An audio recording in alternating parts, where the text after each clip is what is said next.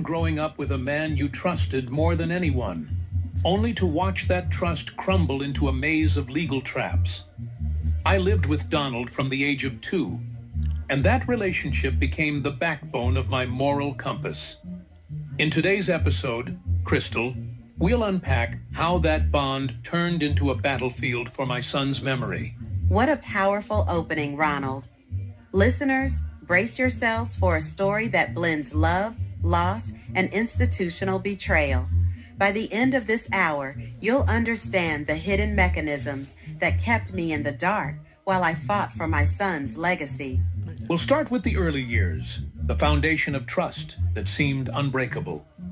Then we'll move into the night my son Antonio died while I was behind bars, a moment that reshaped everything. And we'll finish by exposing the systemic abuse that still echoes in courtrooms today. But here's what's really interesting. The system that should have protected Antonio instead turned its back on us. How did a simple child support obligation become a weapon of exclusion? Stay with us, because the answers are both heartbreaking and eye-opening.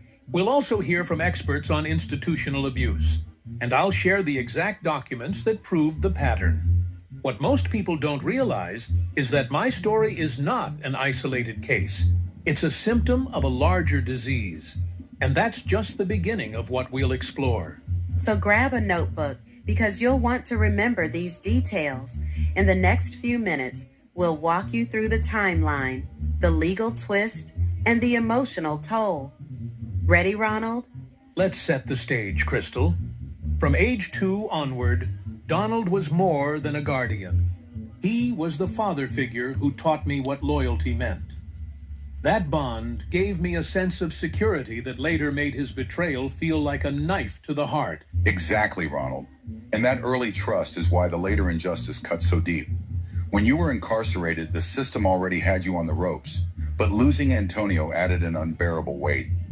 How did the prison walls affect your ability to fight for his rights? Inside, I earned 10 cents an hour, barely enough to keep a sliver of dignity.